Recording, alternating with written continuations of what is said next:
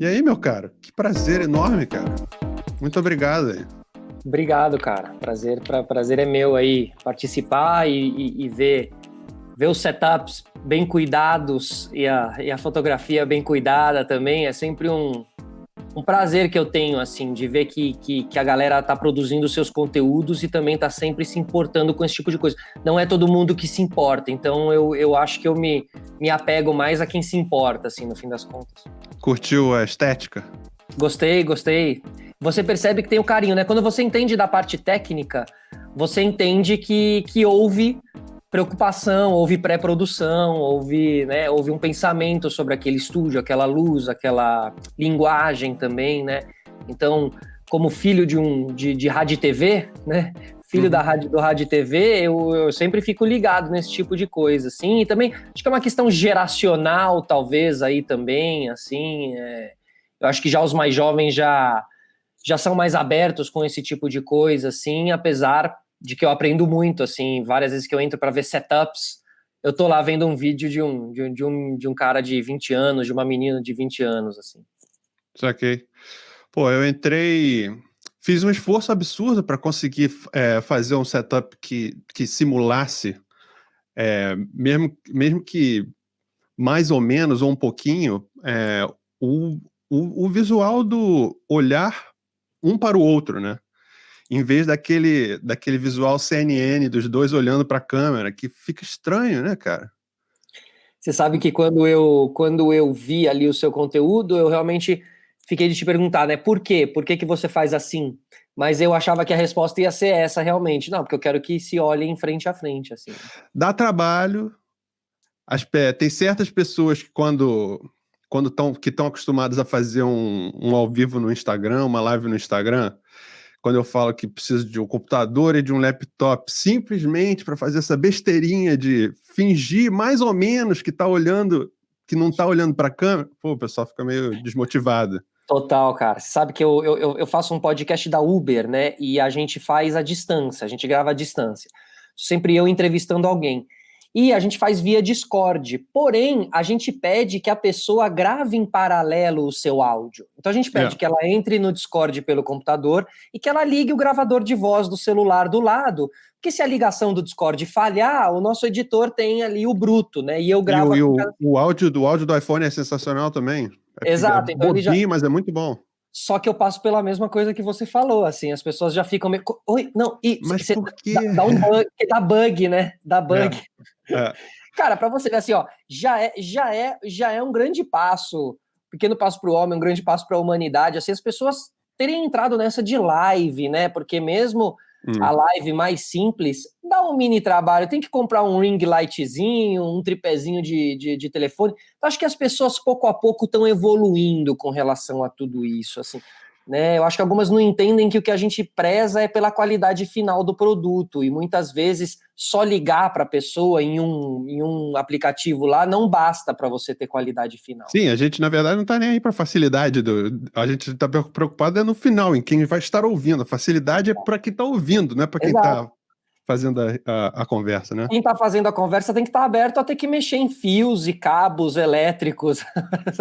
Parece aquele comercial lá da Tigre, mas é isso, assim, tem que estar a fim de mexer, tem que estar aberto a fazer tudo isso, né? Você estava falando a coisa do olhar, né? Como um olhar para o outro, me lembrou muito também a coisa do chroma key em algumas interações que as pessoas querem fazer na TV, né? Então, às vezes tem uma pessoa de corpo inteiro e ela está conversando com alguém, então ela não está olhando, como é um chroma key, não adianta ela olhar para a tela, porque a tela é um chroma key, é um verdão. Então, eles colocam a TV no paralelo e você fica olhando ali para o paralelo. A Globo News, às vezes, também faz um negócio que todos ficam um pouquinho virados para a direita, assim, que é onde está, né, onde termina o apresentador, assim. Então, Sim. realmente, esses detalhes, eles são muito importantes. Ah, onde você vai colocar seu retorno? Todos coloquem à direita, porque aí todos vão olhar mais ou menos para o mesmo canto. Não fica uma bagunça, né? Mas isso é direção, né? Não tem jeito. Não, e não faz sentido nenhum você estar assistindo uma conversa entre quatro pessoas,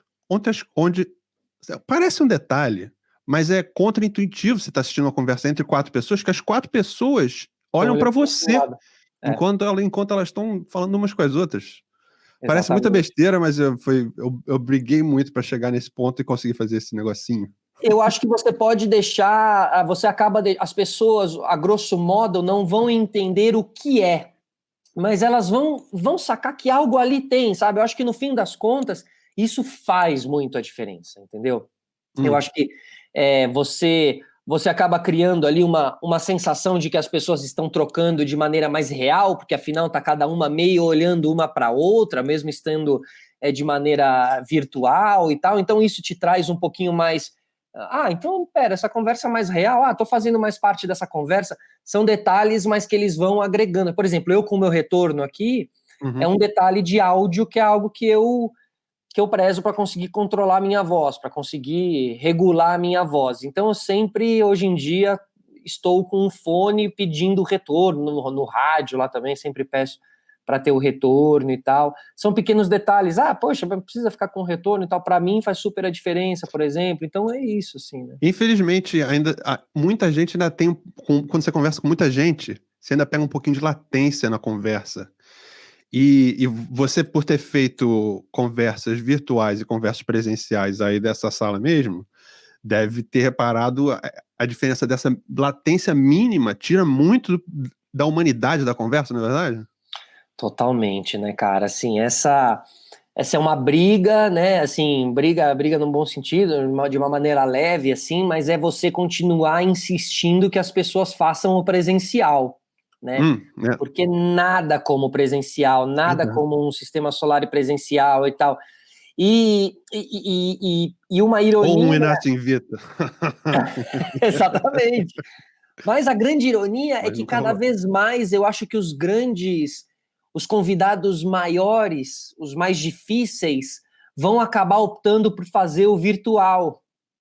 Entende o que eu quero te dizer? Então, tipo pela praticidade. Pela praticidade. Estão habituados com a praticidade, perde-se menos tempo, ou investe-se menos tempo. Exato, eu dou 2 entrevistas naquele dia no lugar de uma e tal.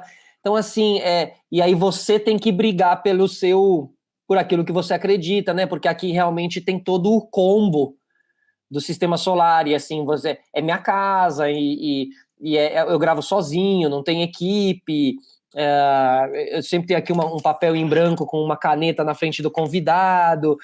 Então tem uma série de nuances que eu acredito que fazem o convidado entrar em uma conversa que virtualmente eu teria que me esforçar muito mais para conseguir arrancar. Eu acho que, na verdade, são 2 conteúdos quase que diferentes, assim, o virtual você leva mais para um lado e o pessoal você consegue aprofundar mais.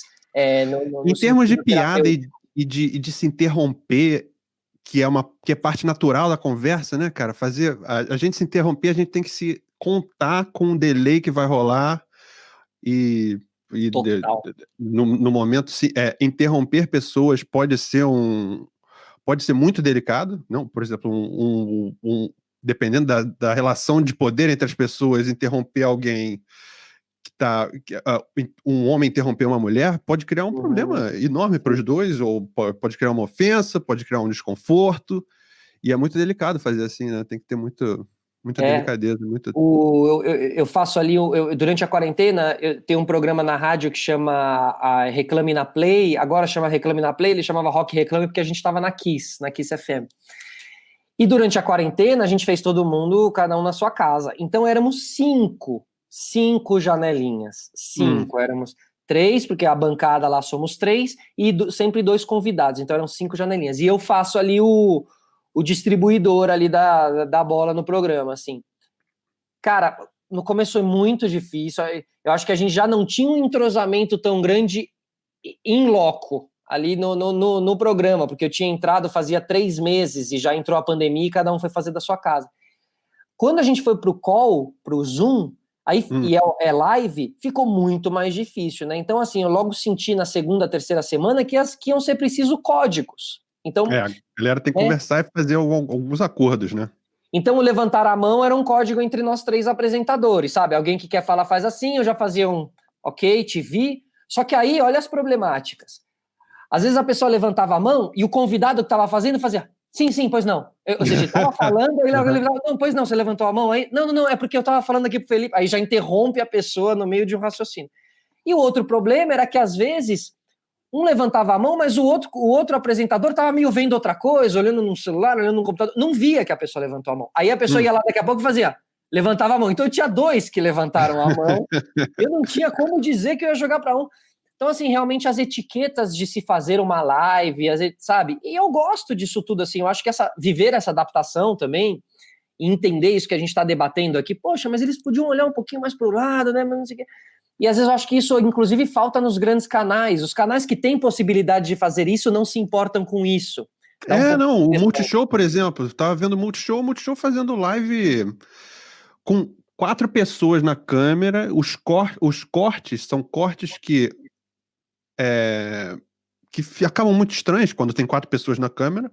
Não são cortes que eles mascaram um quarto, ou seja, parece que as grandes empresas tiveram muito mais dificuldade de se adaptar à realidade da pandemia do que os pequenos canais individuais e independentes. Mas eu acho que aí a gente cai em um lugar que é até difícil de explicar, assim, mas realmente existe muito amor nos projetos independentes, né? Existe muita entrega nos projetos independentes ou projetos menores. E muitas vezes, pasmem, eles acabam tendo um olhar muito mais aprimorado, atualizado da comunicação do que as grandes empresas. Eu tenho citado muito o Galvão Bueno, assim, em um lugar que é... Né, eu tenho aqui eu montei um estúdiozinho, entre aspas, em casa, né? Eu coloquei os balões japoneses, eu fiz toda a fotografia para estar prontinho aqui para entrar numa live para fazer antes também os pessoais aqui, o Sistema Solar. Cara, quando a pandemia entrou, o Bem Amigos, lá o programa da Globo, do Galvão Bueno, ele começou a entrar pelo call. Cara, de casa. De casa. E era terrível. Terrível, assim, sabe? Terrível, assim. E eu fiquei em choque. Mas o que? Em termos do fundo, da composição? E da fotografia, sabe? Ele não tinha um ring light. Nas 2 primeiras semanas, o Galvão Bueno não tinha um ring light dentro de casa, entende? Tipo assim... né, tô falando a grosso modo, pode ser que ele tivesse o ring light, mas assim, ele não tinha, o Galvão Bueno com a grana que tem, falamos o português claro aqui, com as possibilidades que tem, ele tem tudo, ele tem um carro de Fórmula 1 no teto, mas tipo assim, ele não tem um estúdiozinho, um mini estúdio em casa, entendeu? Sendo um grande comunicador, assim, então, e ele e muitos outros, eu cito o Galvão mais pra gente, mas muitos outros que foram se adaptando durante a pandemia e foram entendendo que iam precisar ter um fundo, se não tivesse o fundo, iam precisar comprar aquele, que agora tem um pano, né, um background que eles compram ali, que faz tipo o verde? Background verde mesmo? Não, que a ESPN tá usando muito. É um pano que já vem impresso o teu fundo 3D, sabe? Sim. Geralmente é uma prateleira. Cenário para casas. Isso, exatamente. Geralmente é uma prateleira, como se fosse uma prateleira, uma livraria. Aí você pode escolher os livros que você quer, os troféuzinhos, os objetos, enfim.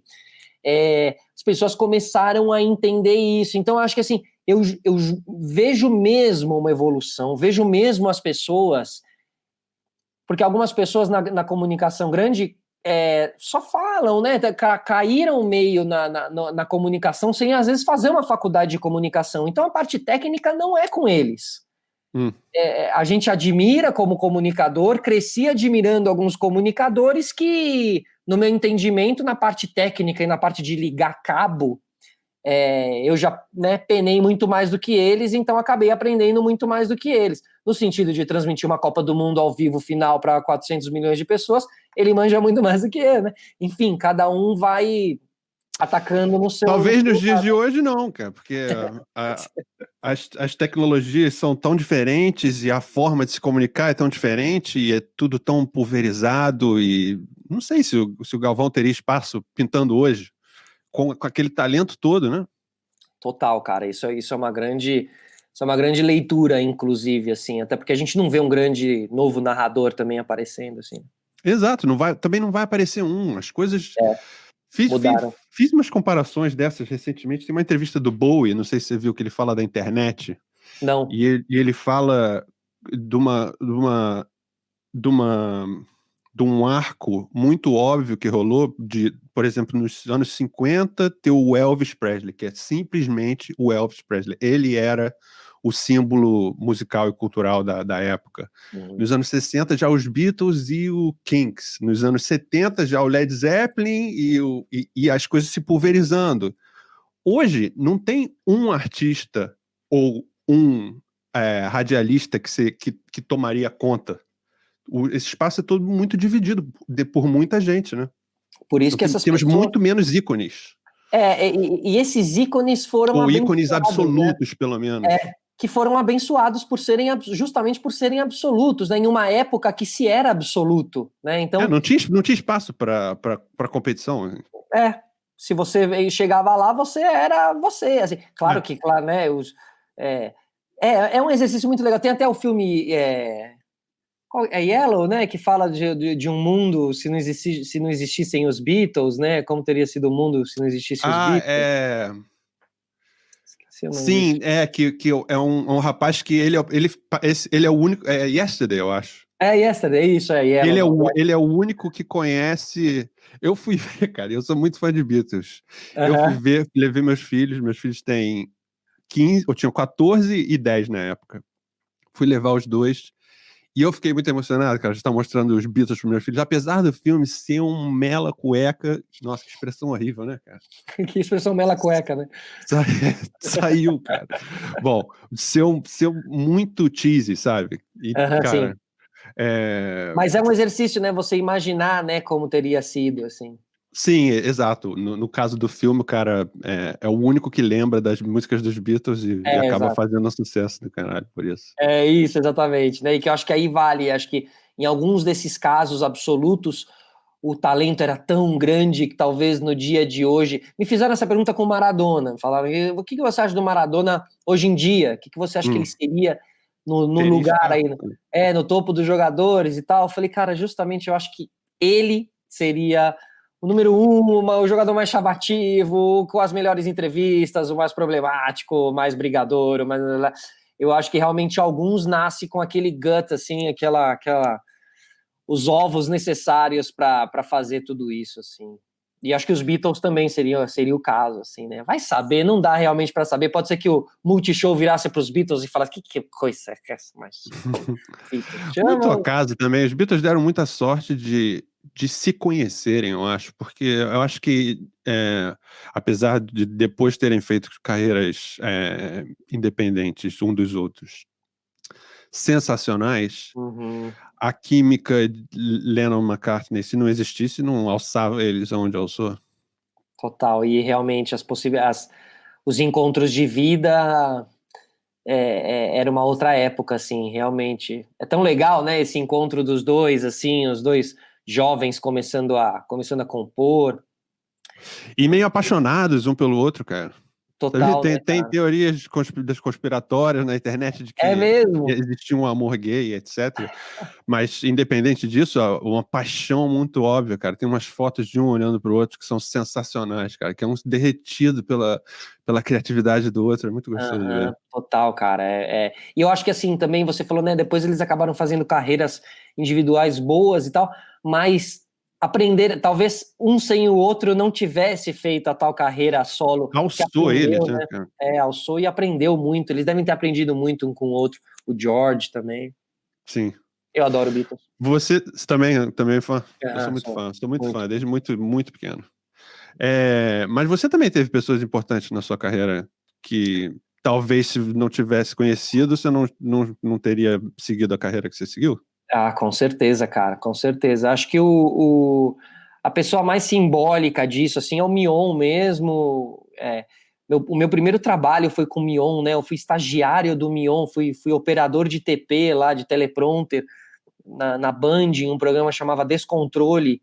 E a maneira que eu entrei foi muito louca, assim, porque eu estudava, fazia rádio e TV na faculdade, um amigo meu que ficou sabendo desse teste da Band, que era um teste de RH, uma seleção de grupo, né, para selecionar um novo estagiário para a Band. Isso, exatamente. Ele não poderia participar por causa dos horários, ele me indicou, eu fui. E era a Band, era só simplesmente assim, para entrar na Bandeirantes. Aí beleza, aí fiz lá a primeira etapa, a segunda etapa, né? Eu cheguei, acho que na quarta etapa, era a última, e tinha que escrever uma redação sobre quem era seu ídolo. E aí eu peguei e eu estudava muito aquele... Era o Actors Studio, que era um programa de entrevista, sabe? É um senhor carequinha, né? Que Isso, cara, eu adorava esse senhor. No Multishow, né? Passava no Multishow. Lá nas antigas passava no Multishow, no A&E. Era difícil de encontrar, mas eu tinha umas VHS, umas VHS, um conjunto de VHS eram 4 entrevistas, era Al Pacino, Robert De Niro, Champagne e Johnny Depp. Eram essas 4.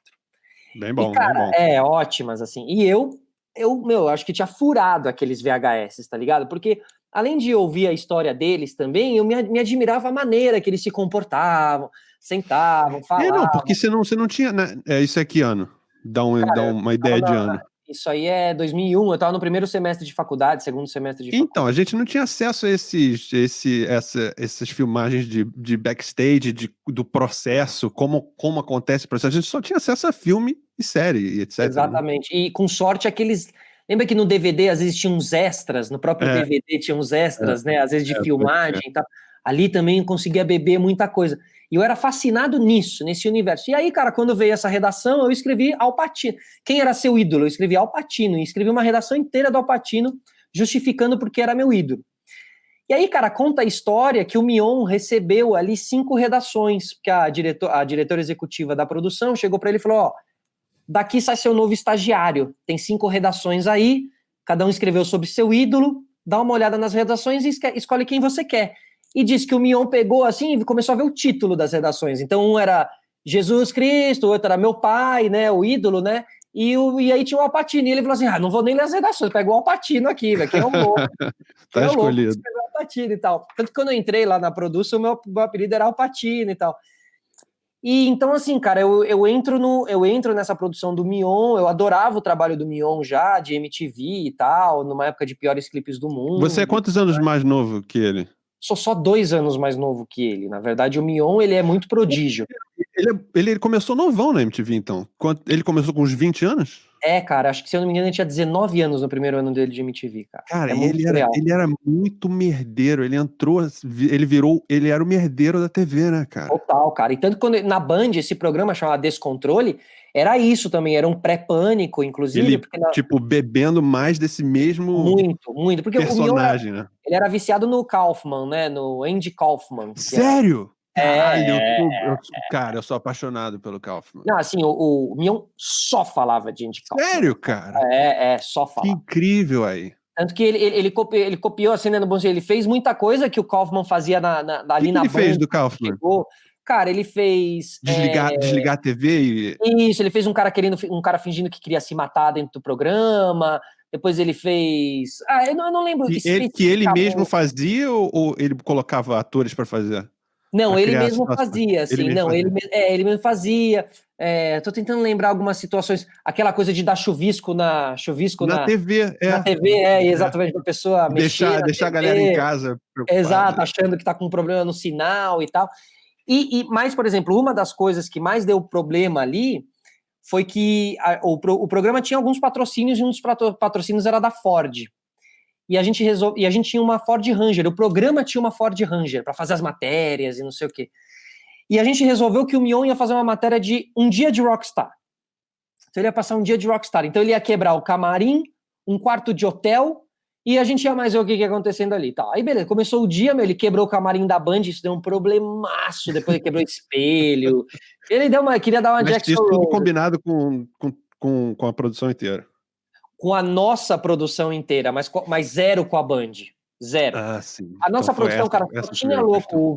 O Vesgo, lá, o repórter Vesgo, era estagiário dessa produção também. O Bolinha, que depois foi pro Pânico também, era produtor ali. Só tinha louco, assim. E aí quebrou, então, depois quebrou um quarto de hotel. E no fim de tudo, a gente resolve quebrar a Ranger. Porque a produção inteira usava máscaras, os produtores tinham máscara, então a gente participava de algumas ações. Uhum. E aí, cara, a gente começou a quebrar a Ranger. Taco de beisebol. E taco de beisebol na Ranger, e sobe na Ranger, e pisa na Ranger, e arregaçou a Ranger. Muito verdadeiro. Cara, no dia seguinte, a Ford arrancou o patrocínio, deu uma merda federal, o programa mudou de nome. Mas não, imagina. Naquela época... Existe, mas não existe publicidade negativa nesse sentido, cara. Todo mundo falando da Ford.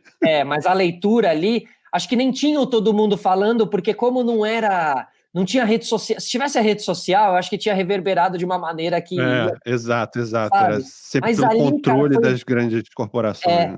ali foi realmente assim, quebramos por quebrar, foi uma coisa muito.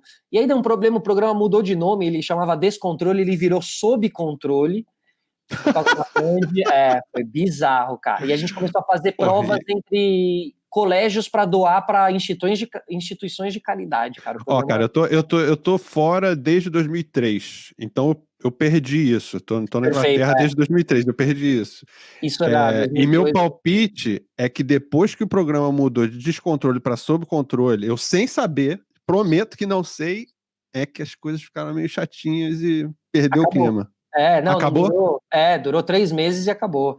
Realmente ali foi uma tentativa de não terminar o programa naquele Sim. momento, de meio mudar a imagem do Mion e tal, e aí não deu certo, o programa acaba, o Mion vai embora da Band, eu ainda fico ali meio largado, fazendo umas coisas, uns programas meio deprê, tipo Márcia Goldschmidt, aquele Casos de Família e tal. Eu virei estagiário da emissora, então fiquei rodando uns programas e tal, pedi demissão, saí fora, fui fazer um programa de estágios numa produtora chamada Mixer, aqui de São Paulo. E aí, cara, um belo dia. E aí eu já tava assim, decidido que eu ia acabar virando diretor, porque eu tava nessa Mixer, o meu pai é diretor, eu cresci vendo meu pai dirigir comerciais e tal. Então eu tava nessa produtora, eu falei, acho que meu futuro vai ser diretor mesmo, e tá tudo certo. Eu adoraria ter ido para esse caminho também. E aí, cara, um belo dia toca meu telefone e é o Mion.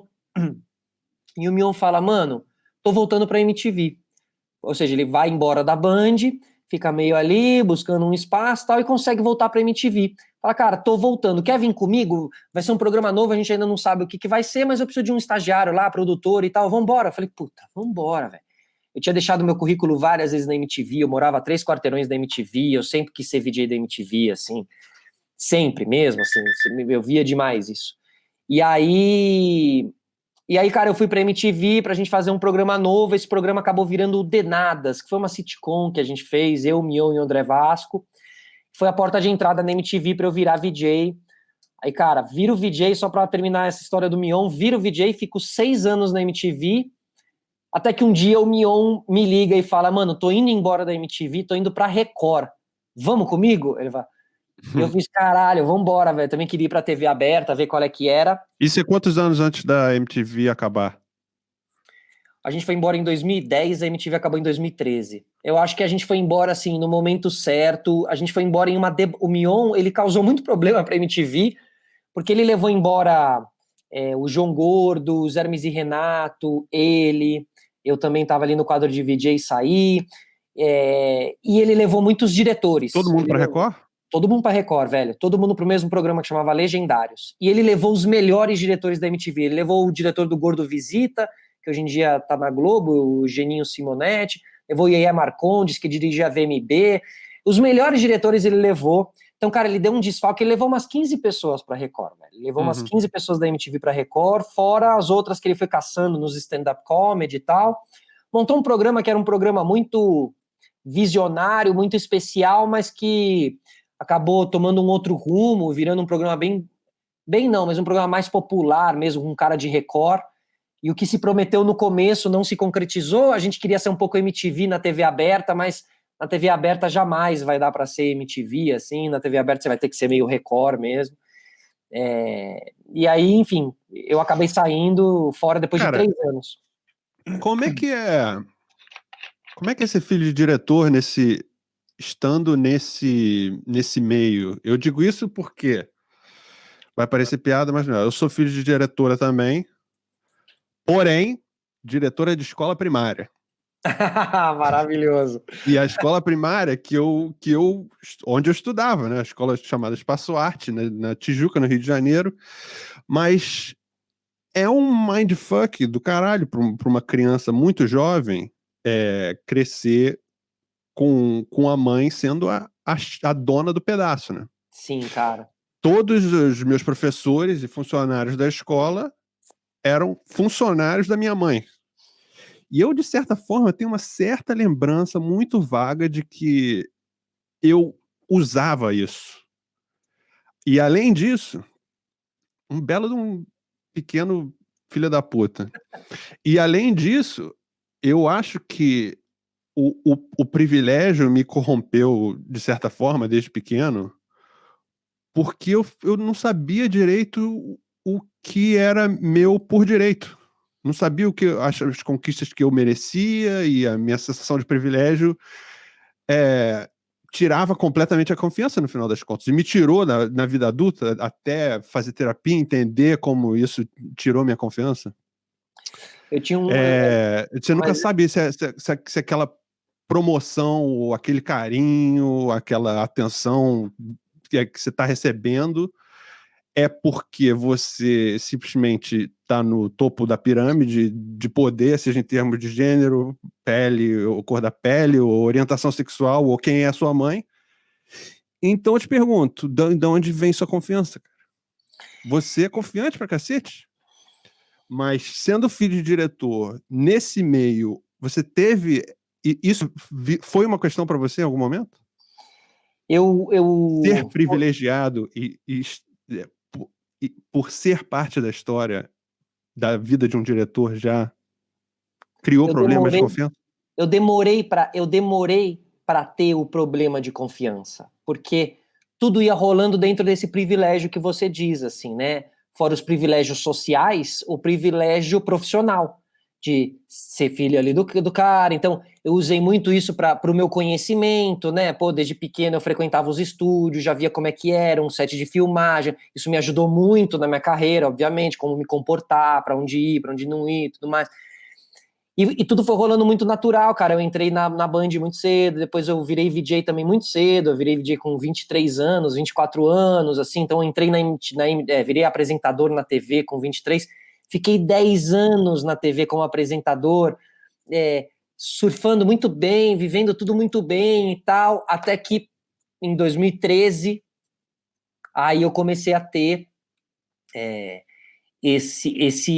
essa visão.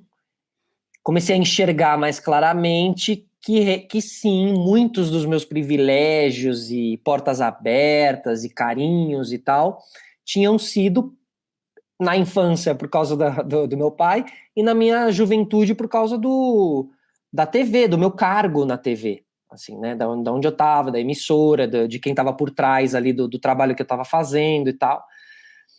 Só que aí, cara, eu tive assim, como se fosse uma avalanche, assim, né? Como se fosse quanto maior a subida, maior o tombo, assim. Aí eu tive altos problemas de confiança, assim, altos. Tanto que eu larguei mesmo, assim, cara. Depois que eu saio da Record, quando eu saio da Record, que eu cumpri o contrato de 3 anos ali, acho que eu acabei ficando 1 ano bem esperando esse contrato acabar, porque 2 anos ali foi ok pra mim, mas depois no terceiro já não foi tanto.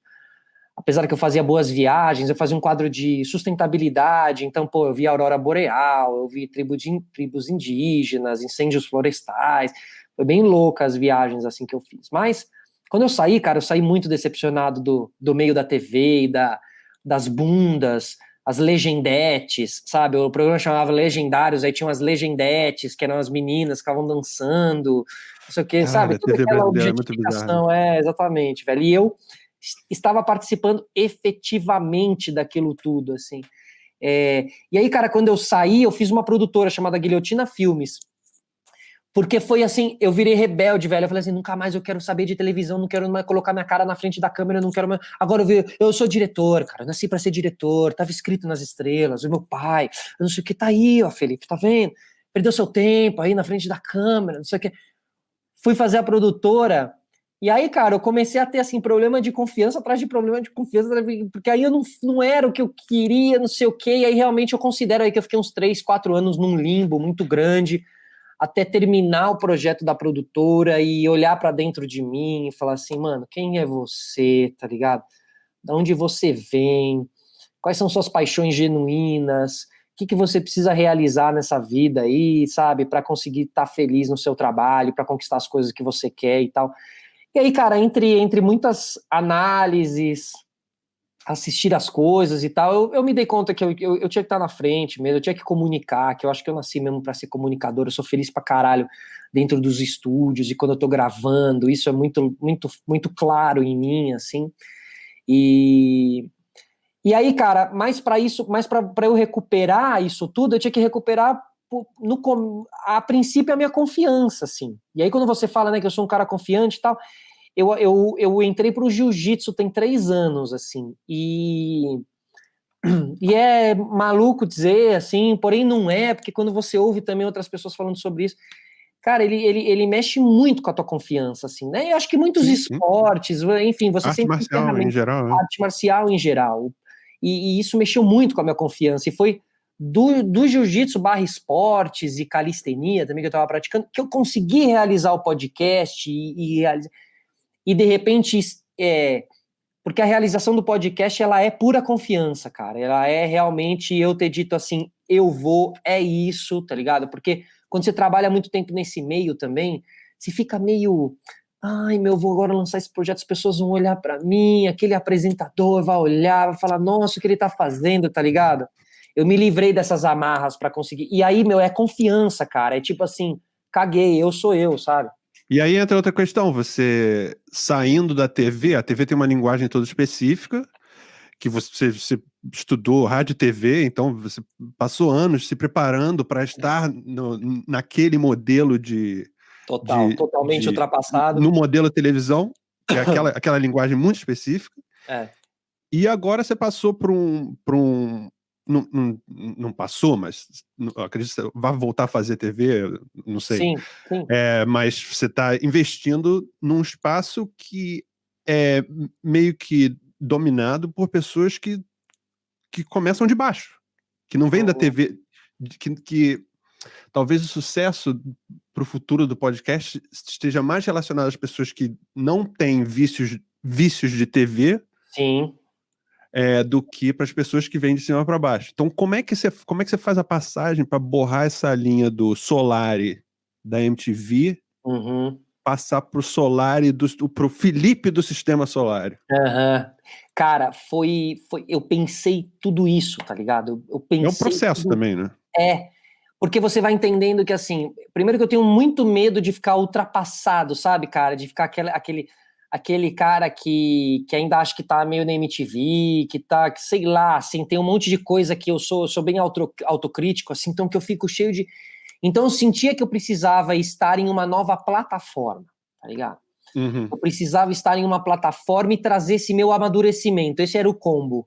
Eu falava, eu preciso mostrar que eu mudei, que eu sou um novo apresentador, que eu não sou o cara que estava lá naquele final de Legendários, depois que sumiu e tal, precisava resgatar uma coisa mais MTV, mas agora com os cabelos brancos, já mais velho e tal, e precisava achar uma plataforma legal, porque o YouTube, como youtuber, o YouTube no espaço do youtuber, me deixava de cabelo em pé, né? Porque eu falava, mano, aí eu vou soar ultrapassado, entendeu?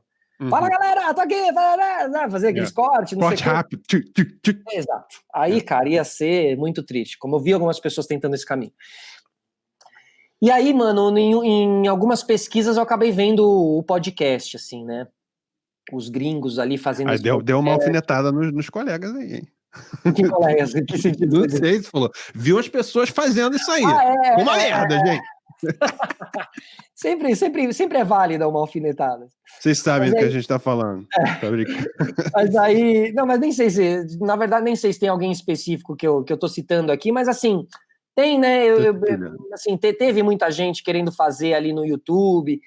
Inclusive, quando eu falo do podcast, eu posso citar alguns detalhes aí que quebram a questão do YouTube / youtuber.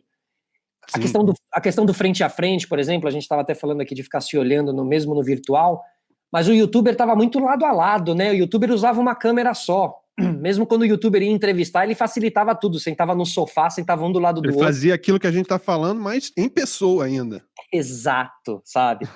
E o podcast, ele se coloca uma mesa no meio, né? Ele vira as pessoas frente a frente, assim, uma para outra e tal.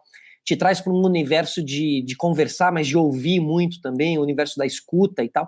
E, cara, eu vi ali, eu tava muito contaminado na época, bem contaminado pelo Boechat, pelo Ricardo Boechat, e por alguns comunicadores na Argentina, porque eu sou filho de Argentina e tal. E eu falei, cara, essa ferramenta do podcast, aí vi o Joe Rogan, aí vi lá uns gringos fazendo de uma maneira tão legal, meio solto, meio em casa, com os equipamentos bons, com qualidade visual boa. E eu falei, cara, eu juro que, mano, eu olhei pro lado, eu lembro que eu olhei pro lado, assim, de maneira não literal, né? E falei, cara, não tá ninguém fazendo isso aqui. Porque Tá você ligado? começou, o sistema solar começa quando? Novembro de 2018. Era muito no começo, assim. E de imagem, realmente, era, sei lá, não posso nem dizer quem estava fazendo com imagem, porque eu lembro do Milkshake chamado Van, do Nerdcast, um monte, mas eles não eram com imagem, eles não estavam com esse conceito do Joe Rogan. Eu falei, cara, esse conceito, ele é perfeito para mim, velho, porque é TV, ou seja, é isso, entendeu? É TV, eu consigo me posicionar, porque eu tava muito preocupado com o meu posicionamento, cara. Caramba, as pessoas não sabem mais quem sou eu, velho, porque eu não tô na TV ali falando com. E nas minhas redes sociais eu não sou muito de me mostrar. Então eu falei, mano, fudeu, porque se eu quero ser um comunicador e eu não estiver comunicando, você vai se atrofiar, entendeu? Então é podcast ou é programa de TV? Pra mim é programa de TV, que chama podcast. Você faz um programa de TV. Eu faço e por que chama podcast? Aí realmente é uma coisa. Aí realmente eu volto pra MTV, cara, porque eu acho que o podcast ele é um pouco MTV. Eu te respondo dizendo, eu acho que a MTV hoje em dia teria podcast. Eu acho que o Sistema Solar, por exemplo, estaria na grade da MTV, digamos assim. Façamos um exercício. Eu acho que ele é programa. Eu quero mostrar para os streamings que os streamings, a Amazon e tal, tem que começar a pegar o Flow Podcast e botar dentro da Amazon. Pegar o É Nóia Minha e botar dentro da... Porque são conteúdos altamente televisivos. Cara, isso aqui, um podcast, ele é o Jô 11:30, ele é o Conversa com o Bial, só que ele muda a disposição da coisa. Primeiro, você tira o lapela, entendeu? Você coloca um microfone com braço, porque eu já falei isso para uma pessoa de uma emissora e ela fez assim, eu fiz, não, mas é tipo o Bial, é tipo Conversa com o Bial. Não, mas por quê? Tipo, eu não entendi. Conversa com o Bial é um programa de TV, o que você faz é um podcast. Não, a mesma coisa, você só coloca um braço com um microfone, basicamente dá um fone aqui, e eu acho mais bonito, eu acho mais visual, eu acho mais aconchegante, eu acho mais gostoso para quem tá ouvindo, ainda mais para esses horários da madrugada que são, ou da tarde e noite, que são esses tipos de programa de entrevista, o Marília Gabi Gabriela lá, aquele antigo. Você não acha que a estrutura da Marília Gabriela e da conversa com o Bial, você não acha que a estrutura da conversa difere da nossa completamente? Não, sim, aí eu acho que com certeza existem inúmeros diferenciais de um para o outro, assim. O teor da conversa, a profundidade da conversa, o fato de não serem grandes emissoras, sabe? Ou seja, não tem hora para acabar? Não tem hora para acabar. Ou seja, não tá a produção no seu ouvido dizendo vai. Perfeito. Mas a TV precisa começar a se adaptar. É isso que sabe? Que eu tô tendo essa leitura e que eu tô percebendo. A televisão precisa entender que essas nuances que são próprias de um conteúdo tipo podcast precisam começar a fazer parte também da TV. Por exemplo, o estúdio, né? Então, eu vou gravar o podcast da Marília Gabriela. Ah, é mesmo? Onde você vai? Eu vou na Record, lá na Barra Funda. E quando eu chegar, eu vou passar na maquiagem. E quando eu passar na maquiagem, depois eu vou passar no... Aí eu vou ter a leitura de roteiro. Aí depois vai ter 15 mano lá colocando o lapela em mim.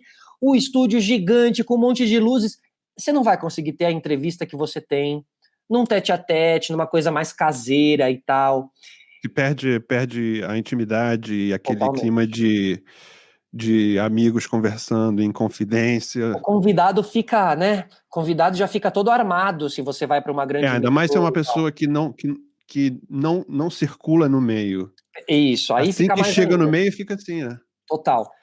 Então eu acho que o que precisa haver é o começo da quebra disso tudo. Eu já vejo um pouco a quebra disso tudo, entendeu? Eu já vejo algumas emissoras entendendo que já não é preciso ter 400 atores contratados com contratos de 5 anos para... Agora já começa... Mas você é jovem, cara. Você é jovem. Você teve flexibilidade emocional e cerebral da sua carreira para poder se adaptar de certa forma, a um novo meio.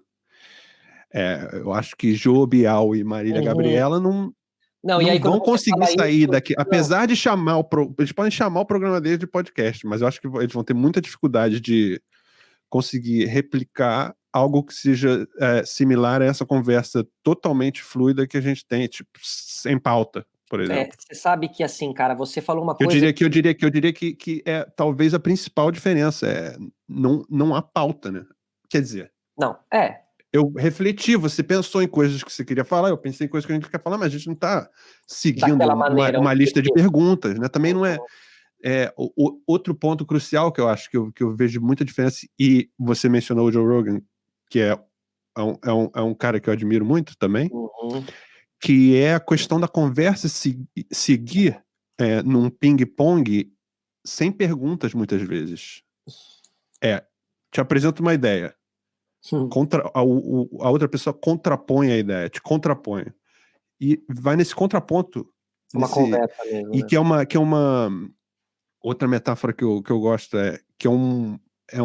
são duas pessoas fazendo um castelinho de areia juntos. Tipo, eu boto essa pecinha aqui, você bota essa pecinha aqui. Ou seja, não é muito um ping-pong, é construir um negócio junto, que vai levar a conversa em lugares que a gente não sabe. Construir uma grande palestra para quem estiver ouvindo, quase isso, assim, vai construir um grande conteúdo para quem estiver ouvindo. Vão ser pensamentos ali, um agregado ao outro, um linkando ao outro, né? Por isso que muitas vezes você não precisa da próxima pergunta, porque a próxima pergunta está na próxima resposta, né? Está na primeira resposta, na verdade. Você vai puxando dali e você consegue, né? Mas você falou uma coisa que eu acho importante falar, assim, você falou, né, que o podcast é um terreno onde as pessoas vêm, elas passam a ser conhecidas no podcast, como podcaster. Você tem razão, cara, e aí, eu fazendo esse exercício e pensando aqui com você, assim, a gente fala de grandes apresentadores que querem ir para essas plataformas, e eu tenho visto isso, ou alguns apresentadores que acabam acabando um contrato e aí precisam olhar mais para a internet e falar, vou agora começar a produzir aqui também, o que tá rolando? Isso aqui, vou fazer e tal. Só que eles chegam com uma expectativa, e é duro isso, cara, porque eles chegam com a expectativa que a emissora, dos números e repercussão que a emissora dava para eles, né? Uhum. E muitas vezes eles têm milhões numa rede social. Mas a partir do momento que você saiu daquela emissora e você vai começar a fazer o seu conteúdo, o seu podcast, aqueles milhões, você vai ter que cair para uma realidade, e que muitas das pessoas têm tido choques de realidade, assim. Porque a realidade da grande maioria que está no YouTube e no Spotify, no podcast, é uma coisa regular, assim, não tem megalomania, não adianta chegar achando que é o Whindersson Nunes ou que vai ser lá o Felipe Neto e tal, né, nesse sentido. Então, acho que quando eu fui fazer o podcast, cara, eu te confesso que a minha expectativa era zero, velho. Zero. Comecei fazendo com os amigos, a minha intenção, porque o que eu captei ali do Joe Rogan esse cara não tá mirando tanto no próximo comercial que ele vai colocar no programa dele. Ele tá mirando na conversa, cara, e isso aí tá potencializando o projeto dele. Ou seja, se eu fizer um projeto com conversas legais mesmo, com alma, colocando todo o meu coração ali, aí eu vou ter a repercussão. Agora, se eu começar querendo achar que eu vou ter o número do Legendários, que eu vou ter o número da MTV, porque eu fui da MTV, já tá tudo certo e não sei o quê, pô, eu tô fudido, mano. Se eu começar o programa querendo levar as maiores celebridades e olhar os números meus do YouTube, não entender que é um crescimento, que é um longo prazo, e que meio que tá tudo bem os números que você tá trabalhando, e meio também dane-se os números, o que importa no fim das contas não é tanto isso, importa você construir as boas conversas. Enfim, de uma maneira orgânica as coisas foram acontecendo, assim, mas de todos os projetos que eu já fiz, esse foi o com menor expectativa. Mas essa sua flexibilização não é algo que os grandes medalhões da TV estão preparados para Talvez ela, eles cara. precisem de uma Simplesmente, eles grande... construíram personas inteiras baseadas no objetivo único de serem editadas. Eles estão acostumados, a persona, a cabeça dele funciona sabendo que eu posso falar besteira, posso me descontrolar aqui, só preciso focar aqui, que depois corta e fica bonito. A carreira deles inteira deles é baseada nisso. Dar essa desconstruída e essa treinada, que a gente tá falando que eu considero uma meditação em dois, que a simples existência de pauta te joga no buraco. Tipo, você tropeça na conversa se você tem uma pauta. É fundamental, né, cara? Vira rádio, né? Vira mais rádio. Acho que por isso que é importante entender que o podcast, ele tem um... Não é só, eu vou fazer um podcast, entendeu? Eu vou chamar meu conteúdo aqui de podcast. Ele tem algumas particularidades e são particularidades que é preciso você ter uma certa sensibilidade no ouvir, no entender um pouco mais da parte técnica de um podcast para entender como é legal e importante um bom microfone, para a voz estar mais presente, porque essa voz te leva para um outro lugar. Tem um timing também do podcast, né? O podcast não é como eu faço aqui na rádio, que a gente tá aqui fala o número da rádio, fala que daqui a pouco você pode entrar no YouTube, entra no Facebook também, não sei o quê. São timings diferentes, então acho que é importante ter a leitura disso, assim, e eu acho que talvez eu tenha tido uma boa leitura do que é o podcast, assim, realmente quando eu comecei a fazer, então ele começa meio sem começar, até mesmo é uma tática que eu uso aqui para o convidado não... Né, eu não faço, vamos começar e tal, a gente conversa meio, muitos falam, já começou e tal, porque aí já vai trazendo a pessoa de maneira mais smooth, né, para dentro da conversa e tal. Então, assim, eu acho que existem, não sei se às vezes eu sou meio romântico, porque também tem outros podcasts que chegaram lá, que fizeram, por exemplo, o Flow Podcast, né, que eu acho que é um case interessante, assim, que é um podcast que tá dando muito certo. E eles vêm de uma outra escola, né, que a minha e que a nossa, assim, eles são crias da internet, são filhos da internet, e eu sei que eles conseguiram transformar esse projeto no projeto que é, porque eles são, assim, grandes diretores de programação da TV dos anos 80 lá, que você teve, que o cara teve ali a leitura e falou, para bombar é isso aqui, isso aqui, isso aqui. Os caras têm isso, sim, muito claro. Eu até aprendi muito observando e estudando, porque eu sou de outro universo, eu sou de outro lugar, né? E eles conseguiram fazer essa matemática do diário, do ao vivo, porque são todas coisas, pequenos algoritmos que vão te ajudando a ter a entrega perfeita, e blá, blá, blá. Mas também, ao mesmo tempo, eu não sei, eu não consigo ser assim também, e eu acho que eu também quero ser honesto com esse podcast, entendeu? Então eu entrego ele como eu consigo entregar, da maneira que eu consigo. Então, assim, dê o play quando você der, vai ser 100% verdadeiro aquilo que eu tô fazendo e tal. Agora, eu considero tudo isso evoluções de um conteúdo, eu acho que é a internet virando mais TV, né? E tem muita gente aí atraindo muito mais atenção do que as TVs, entendeu? E as TVs precisam em algum momento se dar conta como a internet é legal, como tem coisa sendo bem feita na internet. Ou a internet precisa se dar conta que precisa virar uma TV mesmo, sabe, cara? E cada vez mais esses canais de YouTube começarem a se dar conta que grade de programação e ao vivo vai preencher aí uma lacuna para um monte de gente que não quer mais gastar com TV a cabo, com... E o Flow tá preenchendo isso com os horários deles certos ao e vivo, regularidade. Exato. Cara, mas eu tenho uma certa admiração por eles também por serem dois fanfarrões que chega a ser engraçado, é tipo... Sim, né? Surreal, né? Butthead modernos, assim, e o jeito falo que isso deu com certo, todo carinho. Verdade, cara, é verdade. E eu nem sei se eles têm essa acho que talvez tenham, né, essa referência, Beavis and Butthead. Acho que é um pouco... Talvez o Igor. O Igor, talvez, acho é verdade. Acho que o Monark é meio jovem pra isso. Porque é antigo, né? Mas... Eles ainda não estão conscientes da responsabilidade deles, assim. Eles estão brincando com fogo, mas que é um método que o Rogan usou também. O método de trazer polêmica, ou seja, eles trazem os dois lados da moeda, que não são dois lados equivalentes de forma alguma, ou seja, traz aquele super Xandão. Você viu esse do Super Xandão? Vi até onde aguentei, né? Caralho, que é uma conversa muito bizarra, lamentavelmente, mas cara, eu não consegui parar de ver. Né? Uma figura, Não consegui parar de ver, mas é muito... É perigoso, né, cara? Porque o cara fala muita besteira mesmo. E com muita segurança. Com propriedade. Ou com seja, vocabulário, né? Com vocabulário. É perigoso, cara. O cara entrou na escolinha do terraplanista e estudou muito bem o terraplanismo, ou seja, virou professor de terraplanismo e tá no Flow com 3 milhões de visualizações. Mas o que eu ia falar é que eles vão aprender como o Rogan aprendeu, que o Rogan também trazia o Rubin da vida e trazia o Alex Jones, que agora voltou... Bom, mas ele cresceu muito há uns 2, 3 anos atrás, trazendo polêmicos da direita e uma galera meio conspiratória. que agora ele teve que mandar a carta aos brasileiros dele para fechar com o Spotify e dar uma mansada. Ele falou, não, beleza. Não vou mais ficar trazendo esses... Trouxe o Alex Jones só para fazer o argumento ali, o meio termo, mas eu acho que ele deu uma mansada mesmo. Ele falou, beleza, vamos fazer isso com o Spotify, vou dar uma acalmada, vou dar uma repensada nos meus convidados.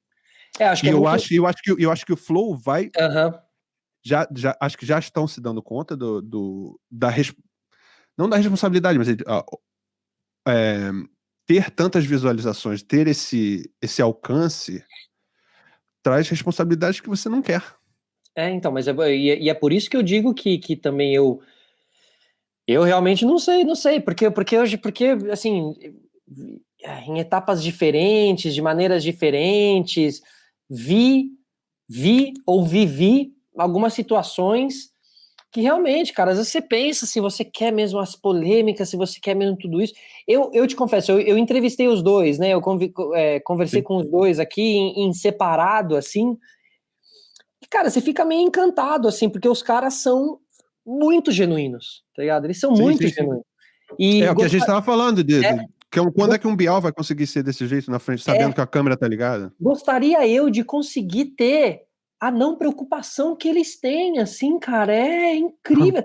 Sabe, eu acho que muitas vezes eu refuguei de chamar um convidado por justamente pensar nisso tudo que iria acontecer e não sei o que. Eu falo, mas será que é isso? Acho que eu quero mais ter um outro tipo de conversa. Eu não sei, eu acho que eles entenderam muito bem a receita, mas dentro disso tudo tem uma genuinidade que eu acho que o amadurecimento com esses cancelamentos que eles têm, vira e mexe e tal, eles vão começar a ter uma leitura melhor. Mas tem cancelamento também, né, cara?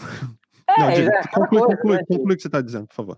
Não, eu acho que eles, como você falou do caminho do Joe Rogan, eu acho que eles vão acabar levando. Eu acho que eles estão no momento de anarquia, como muitos projetos vencedores nascem como anarquia, entendeu? E eles têm o que toda marca busca, que é público e retorno, né? E tudo isso, assim, eles têm. Então, eu acho que o caminho, pela maneira que eles pensam, assim, eles são inteligentes e visionários com relação ao podcast, acho que eles vão acabar, assim, conseguindo tornar esse produto um produto consumível no meio disso tudo. Elas fumam, né? Tipo assim, é bem... Cara, é um programa transgressor, vai marcar época, assim, né? Aí quando eu volto sempre pra MTV, já tinha que estar na MTV esse Flow Podcast, cara. Não sei como é que não tá. Mas eu acho que se eles não fizerem um movimento de controlar a audiência deles, se eles continuarem crescendo a ponto de se tornarem... Eu diria que eles já são o mainstream. Mas se eles continuarem crescendo a ponto de se tornar o mainstream absoluto do campo, eles não vão conseguir continuar com a liberdade e a fluidez e sendo genuínos a esse ponto, porque a responsabilidade vai bater, cara. Mas essa é uma das preocupações deles, assim, né, de entender e de saber que, cara, uma vez você vai aí para uma emissora ou para um streaming, aí você vai... me cortaram las piernas, como diria Diego Maradona, e vão te cortar as pernas, assim, você vai ter que se adaptar, não vai poder fazer um monte de coisa, e aí é uma coisa versus a outra, né? Liberdade, genuinidade, sendo independente, versus uma grande emissora por trás. Cara, olha, eu vou te falar, colocando na balança hoje, eu acho que a resposta é quase que muito clara. Fique independente. Sim, mas, por exemplo, colocando eles num caminho parecido com o Rogan, tendo uma proposta de um Spotify, por exemplo.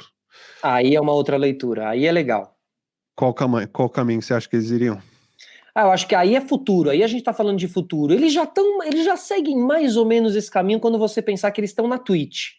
E que eles são bancados pela Twitch, assim, né? Ele tem contrato ali, então, assim... Fala qual é a relação deles com a Twitch. Explica um pouco, que eu desconheço. A Twitch dizendo, poxa, bota o seu podcast aqui, vamos botar aí, a gente dá o suporte, a gente dá tudo, te dá uma grana também por mês e tal, e vocês fazem daqui o ao vivo, vocês ajudam a gente a crescer a nossa plataforma também e tal. E eles foram um dos primeiros podcasts a chegar na Twitch, que é uma coisa de gamers, né? Sim. Mas eu não sabia que havia grana por trás, não. O Igor contou aqui, assim, falou que realmente é um contrato, que ele até falou, acho que tá acabando esse contrato, então talvez a gente saia da Twitch, porque em algum momento eu falei, então o futuro é o Twitch? Ele falou, não sei, cara, no YouTube é muito melhor pra gente, mas a gente tá no Twitch porque a gente tem um contrato e tal. Eu falei, tá, entendi.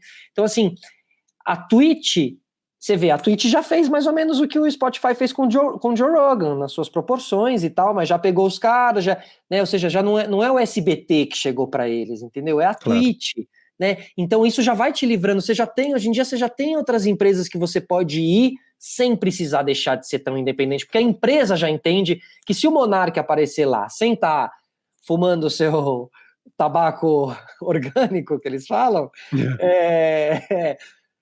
o público você vai perder a essência. Cara, o quão maravilhoso é eles entrevistando os candidatos à prefeitura. Foi ótimo. Achei que foi fundamental pro Boulos, inclusive. Sim, verdade, cara, verdade. E o Boulos mandou muito bem de lá também. E eles também, sabe, cara? Eu acho que é muito porque são entrevistas muito difíceis de fazer, cara. E eles fazem de um jeito. Eu queria ter a despreocupação que eles têm, cara. Sabe? Porque eles também se colocam. Não, mas é bom ser preocupado também, cara. Claro. Responsabilizar e saber por que você tá fazendo. Né? Sim. Eles se colocam no lugar do me explica, né? Sim. Porque eu não sei. Me explica porque eu não sei, sabe? Isso é uma coisa muito legal. Aqui no Sistema Solar, eu sei que ele caminha de uma outra maneira. Assim, é tipo, vamos conversar porque eu tô ligado sobre o que você vai falar, né? Porque eu estudei antes bastante. Eles partem do zero com todos os entrevistados. Eles não têm uma pesquisa prévia, um estudo prévio. Porque eu perguntei isso para eles, porque eu estava muito curioso para saber sobre isso. Porque não, mas é evidente isso. A responsabilidade. Mas, cara, porra. Eles vão do zerão mesmo. Mas eles dormem na noite anterior, entendeu? Não que eu não durma, mas assim, fico, na noia, velho, quando é um apresentador, assim, quando é um convidado, que eu pago o maior pau, que eu acho incrível, ou que tem um peso muito grande, eu quero saber a história. Não ficou relaxado comigo, né? Fiquei relaxado. Chamou de pequeno. Você é tranquilo, meu. Mas aqui eu tô como convidado, não tô como entrevistador, entendeu? Eu digo quando eu tô como entrevistador. Mas eu acho que eles conseguem ter essa, cara, é coisa, sei lá, eles me lembram muito a minha época de MTV ali com uns 20 e poucos anos, apesar que ele já tem uns quase 30 também. O Igor tem 35. 35, é verdade. O Monark eu não sei quanto que tem. Mas você estava falando do Twitch ter contratado eles, e eu lembrei de uma conversa de uma entrevista do Andrew Marr, que é um entrevistador da BBC, entrevistando o Chomsky. E ele pergunta que o Chomsky estava alegando que há censura, que há autocensura, que jornalistas se autocensuram. E o Marr fala, como é que você sabe que eu estou me autocensurando? Eu tô aqui, eu sei que eu não tô me autocensurando. Ele fala, não é questão de você se autocensurar você mesmo. A questão é, você não estaria sentado nessa cadeira com a sua vaga na BBC se você não tivesse se autocensurado. Se você não se encaixasse nesse perfil de jornalista que a BBC não precisa que se autocensure, que ele já vem moldado para a BBC. Já vem de fábrica. E aí eu pensei, a Twitch, por exemplo, não teve problemas com botar grana neles. Ou seja, eles não precisaram mudar nada. Eles, naquele formato, se encaixam já na Twitch. Por exemplo, uma Sabrina Fernandes, um Jones Manuel, não sei se a Twitch colocaria apoio por trás deles, que tem ideias mais comunistas ou socialistas, ou de outra vertente que não combine com a Twitch. Por isso que eu acho que, de repente, uma emissora pensaria duas vezes antes de contratar, por exemplo, eles, por exemplo.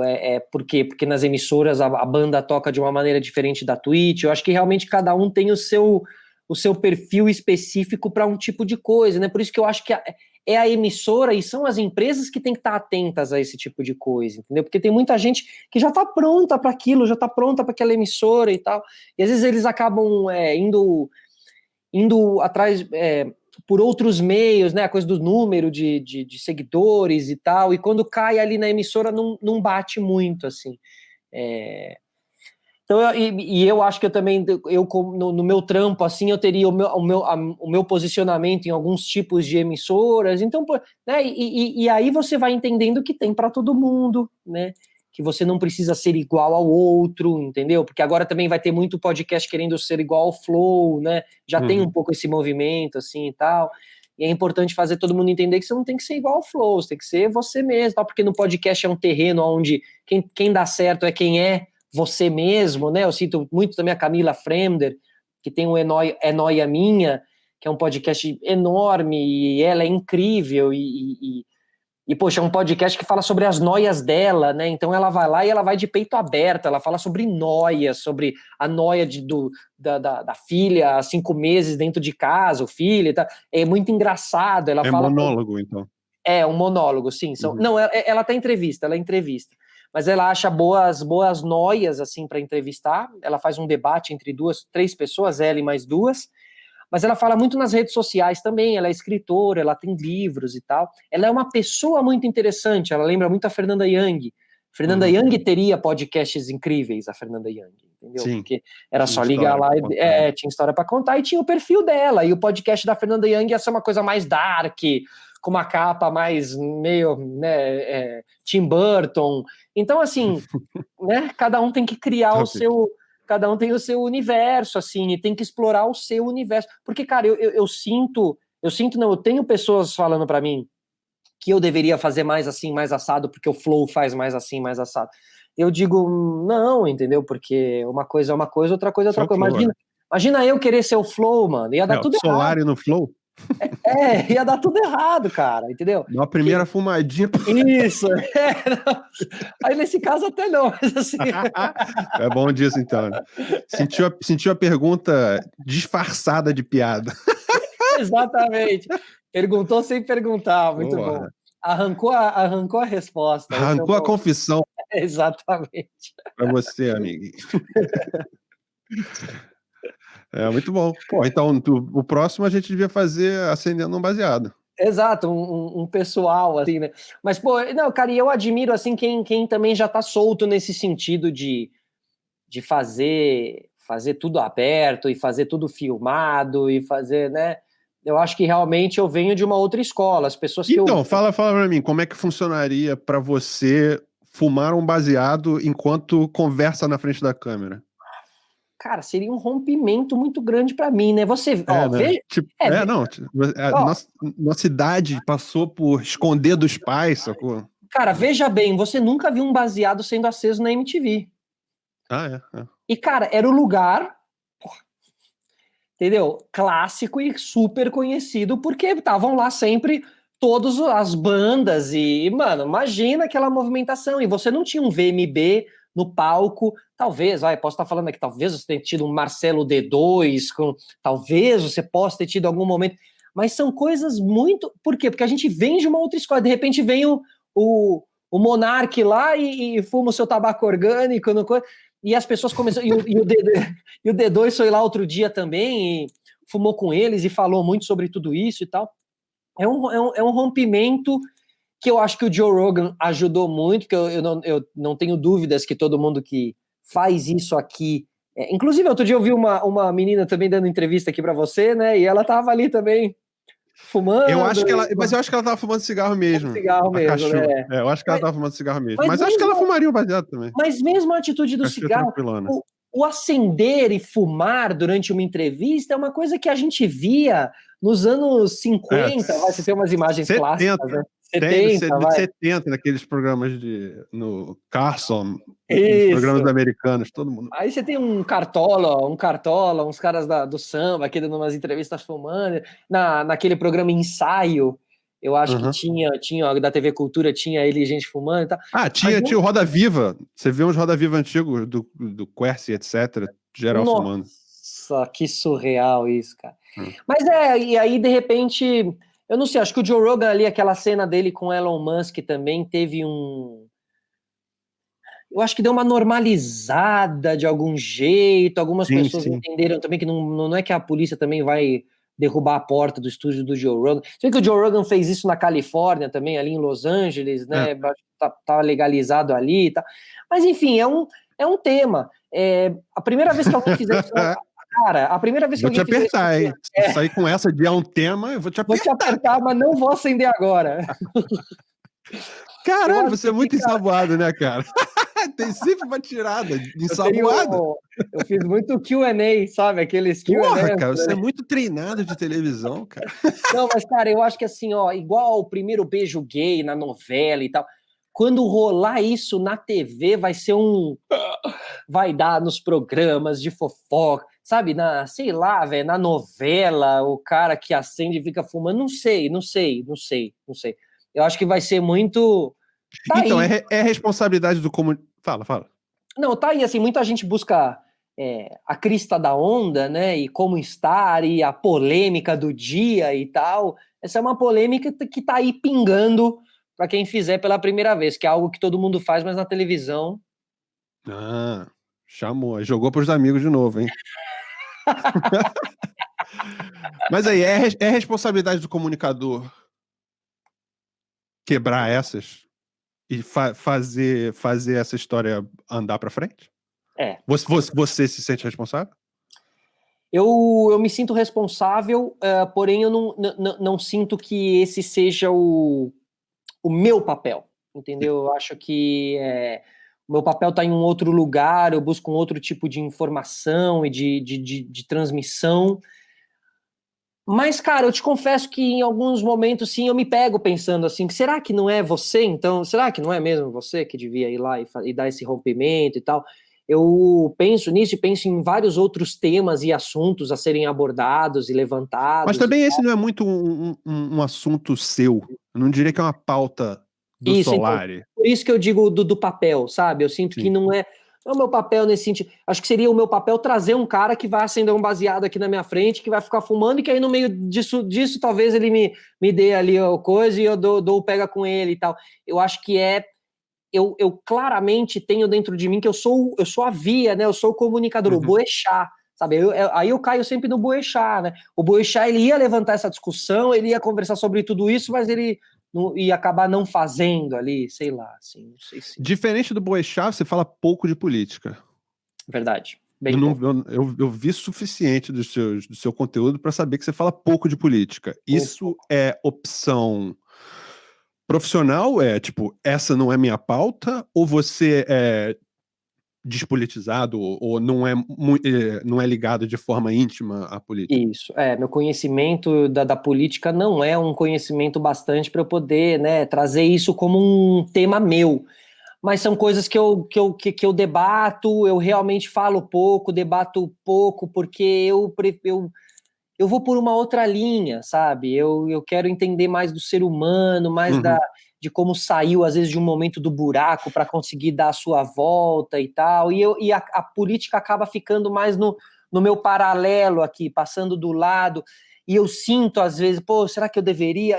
Eu me pergunto muito sobre tudo isso, sabe? É até legal você também perguntar, porque eu me pergunto, falo, e aí, qual que é meu papel nisso? Eu deveria entrar, preciso dar uma estudada maior e preciso me aprofundar mais e tal, porque me cobro e gosto de estar bem informado das coisas e tal. Agora, não é um negócio que me dá. Eu sou do tesão, sabe, velho? Eu sou sincero comigo mesmo. Assim, me dá tesão, eu tô dentro, não me dá tesão, eu tô fora. Pô, não me dá tesão, eu tenho vários pensamentos que destroem qualquer graça política para qualquer um, sabe? No sentido de vai perder seu tempo com esses caras aí que no ano novo vão estar ali, você vai tacar e não sei o quê, porque no frigir dos ovos vai estar. Então, sou um pouco descrente, assim, com relação à política e tal. Acho que falta o meu brilho no olho mesmo para eu trazer essa Sim, pauta para dentro, sabe? sim, é justo, é justo.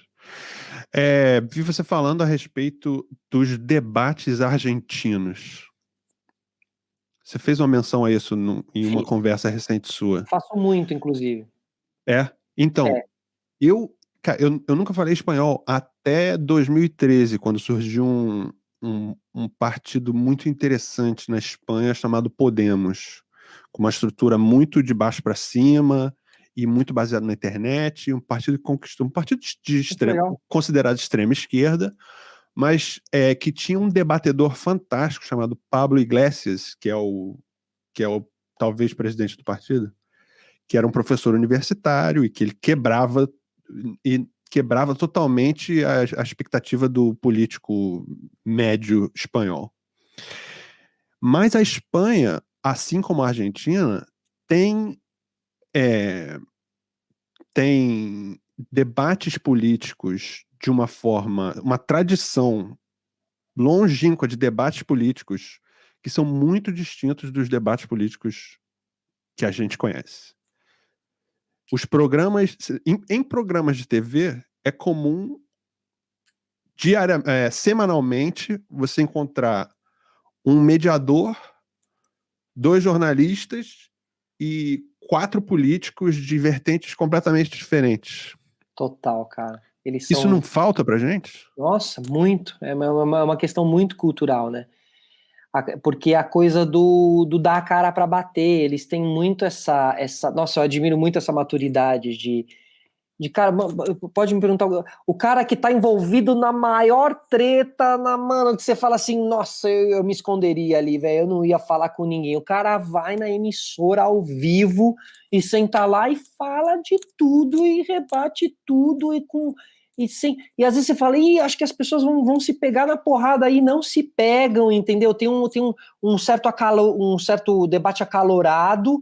Por quê? Porque se defende suas opiniões, se defende seus pontos de vista, porém com respeito muito legal, muito interessante, com um escutando o outro, parando e ficando quieto, deixando o outro falar, assim, realmente parece que existe a cultura do debate, e aí existindo Sim, a cultura, conversa, né? Ideias opostas podem habitar o mesmo espaço. Exato, cara, e aí quando você ouve os dois, e aí você sai pensando um pouco dos dois também, é muito muito incrível como existe um preparo mais cultural, mais psicológico, talvez. Aqui eu acho que já se perde um pouco a razão de maneira mais rápida, e existe a coisa do me esconder, entendeu? Vou me esconder, não vou falar. E aí com as redes sociais ainda trouxe a coisa boto lá uma declaração oficial, lá, né? E pronto, não precisa falar com ninguém. Nota de esclarecimento. Uma nota, isso, um esclarecimento, exatamente. Aí, a nota, que é a maior covardia que existe hoje em dia, que as pessoas elas não estão entendendo que isso aí não vai evoluir nada, entendeu? A nota de esclarecimento. A polarização política que a gente vê no Brasil, que talvez tenha começado a se dissipar um pouquinho nessas últimas eleições, ou nesse último ano, ela é global e aconteceu ao mesmo tempo no mundo inteiro, da mesma forma. Verdade. Mas você acha que a ausência dessa cultura de debate e conversa no país facilitou isso? Ou foi propícia a uma polarização tão extrema? Com certeza, cara. Essa também é retórica, né? Não, mas é porque essa falta de debate, porque a gente falando em falta de debate, não é só no dia a dia. A gente vem tendo faltas de debates, o tal do debate, o programa, debate. Nem o programa político rolou. Mas tem, cara, sabe? Isso porque as pessoas estão fugindo dos debates, ou seja, as pessoas estão ficando covardes cada vez maior, a pessoa é meio filha da mãe, é meio larápio e ainda não quer ir lá falar, sabe, cara, é o pior tipo, cara, sabe, isso é muito feio, mano, eu acho que isso aí não vai evoluir para lugar nenhum se a gente continuar assim. Tem que ir lá, tem que falar, tem que se mostrar errado, tem que se mostrar certo, tem que se mostrar, sabe, até mesmo o maior doente, se ele está lá se expressando, ele vai ter 1% da minha admiração, velho, ele vai ter, mano. Se vai lá pro embate, se fala, se defende as suas ideias, tipo o Super Xandão. Ele tem o meu respeito nesse sentido, cara. Pegou a pauta dele, estudou a pauta dele, vai lá, cai pro debate, fala no debate, não sei o quê. Fala os seus absurdos, obviamente, assim, com a terra plana e tal. Mas assim, né, falando no bom humor, mas é um pouco isso, assim, tem que estar aberto, cara, você tem que falar. Aí quando faz umas merdas, aí é que foge mesmo. Pô, lá na Argentina, tem várias situações que acontecem, assim, teve... Aí até situações pesadas, teve um cara acusado de assédio sexual, de uma atriz, o cara que era ator também da época, de uma novela meio Chiquititas, e o cara, a menina, eu acho que ela era menor na época, e o cara fazia o professor, aquelas coisas. E ele foi falar, falou um monte de bobagem, acabou até se complicando muito mais depois que foi falar e tal. Mas foi falar meio no dia seguinte, meio no desespero. Por quê? Porque existe uma cultura do eu preciso falar. Eu preciso falar, entendeu? Devo explicações aqui para as pessoas, para minha família, para não sei o que, eu preciso falar. Então isso é muito louco, eu fico em choque com isso, assim, eu chapo, assim, eu admiro muito, muito. E vão lá e falam e se colocam de uma maneira. Teve até um moleque também que esses dias invadiu o zoológico da Argentina, que estava tudo fechado por causa da quarentena. Ele é um youtuber e ele invadiu e fez os vídeos da invasão para mostrar como os animais estavam sendo esquecidos dentro do zoológico, enfim. E, cara, ele foi pego e caiu em todas as emissoras, caindo, matando em cima dele. Acho que ele tinha 17 anos. Lá foi o moleque youtuber, mano, ao vivo, responder ao vivo, conversando. Até perdeu, ficou um pouco nervoso e tal, mas, cara, é surreal, assim, é admirável mesmo, e eu acho que aqui falta, e aí eu acho que tá um pouco no papel das pessoas, dos comunicadores, tem que ir lá, tem que dar cara, tem que ter coragem, tem que falar, e o outro também Conversar vai falar. é difícil, cara, conversar é difícil, pro brasileiro, eu não sei porquê, mas pra mim é difícil, eu tenho dificuldade de conversar, tenho dificuldade de articular ideias ao mesmo tempo que eu falo. É louco isso, né? De ouvir, o podcast me trouxe muito a coisa de conseguir ouvir mais, assim. Descobri que eu era um mau ouvinte, assim. O podcast me deixou um melhor ouvinte. Uma meditação, né? Meditação a dois. Total. Ou muitos. E aí, tem planos de atuar novamente? Cara, você sabe que eu gosto de atuar, mas em algum momento eu acho que eu acabei sendo um pouco sincero comigo. Eu acho que eu sou melhor apresentador. Fala merda não. Fico melhor não, em cima, cara. fico melhor em cima da prancha eu vi teu 13 no ar. Ah, boa. Tem sua cena de 1 minuto. É muito forte. tocante, cara. É muito boa. Forte. É legal Tinha mesmo. muito potencial pra ser muito cheesy, mas é muito bem dirigido, cara. Boa, cara. Pra quem sabe, é você se dando um beijo no espelho. Exatamente. Que é muito tocante, cara. Eu fiquei assim, meio na ponta da cadeira. Caralho, esse cara tá se olhando assim mesmo? Se vão vários pensamentos. Ih, caralho, se beijou! Se pegou, mas é ele mesmo, é outro cara, né? Tipo, você fica essa coisa muito... Não, ficou sensa. Eu assim, cara, eu gostaria de ter tido de ter tido mais oportunidades como ator, assim, claro, né? Parece que não vou ter mais, pode ser que tenha e tal. Mas ali no flow mesmo da coisa que estava acontecendo, eu queria mais, tanto que eu assistia o Al Pacino e o Johnny Depp, essa galera que eu gostava e tal. Mas as portas foram se abrindo para comunicador e eu acho que eu fui focando muito para comunicador e tal. Hoje em dia que eu entendo muito que, pô, para você ser um atorzaço aí, como é um Wagner Moura e tal, muita dedicação, cara, um mergulho muito grande. Como o Nasher Gali, que eu tive a honra e o prazer de conviver, no Zé do Caixão, por 2 meses. E foram 2 meses juntos? Foram 2 meses juntos, cara, numa convivência intensa, porque ele tava morando aqui do lado da minha casa, então a gente pegava a van juntos para ir, para voltar. E eu fiz ali o sócio dele, né, que existiu na vida real, Mário Lima. Então, vocês contracenam, você é o sidekick o tempo inteiro. Isso, exato. Então, cara, eu tive o que no começo eu senti muito a pressão, depois acabou virando uma bênção, cara, porque eu aprendi muito, e eu até brinco que o Matheus que tirou de mim a vontade de continuar atuando, tá ligado? Posso imaginar. Porque eu olhava ali, cara, posso falar, né? O Matheus ele é foda. Cara, ele é uma aula, velho. Ele é uma aula, ele é um cara muito humilde. O jeito que ele se veste, o jeito que ele ia pros ensaios, sabe? O foco dele eu acho que eu nunca vi uma entrevista com ele, mas no trabalho dele você vê muita humildade e dedicação, entrega. Cara, ele deitava no chão, lá dormia no chão, nos intervalos, e, mano, nunca pediu um camarim só pra ele, uma poltrona, coisas que eu vi na televisão, aquela síndrome do camarim individual, assim, como o camarim não é só pra mim, como que eu vou dividir o camarim? Cara, o Matheus um ensinamento, mas acho que tem escolas, assim, o Matheus vem de uma escola do teatro, o teatro é muito grupo, né, muito trabalho em grupo, muita humildade, assim. Foda. Cara, e só pra terminar, um gigante também, cara, pequenininho no tamanho, mas quando a câmera ligava, surreal, assim, cara. É lindo de ver, mano. É realmente lindo de ver. Assistam aí essa série aí do Zé do Caixão, que tá no YouTube também. Tá toda no YouTube, né? Tá toda no YouTube. Eu vi 2 ontem, cara. Achei que você mandou muito bem também, cara. Achei muito bom. Acho que ali caracterização toda 50, exatamente, total. E aí o papel que deixava ser um pouco mais cabelão meio... e meio atrapalhado, assim, então rolou bem, assim, foi legal.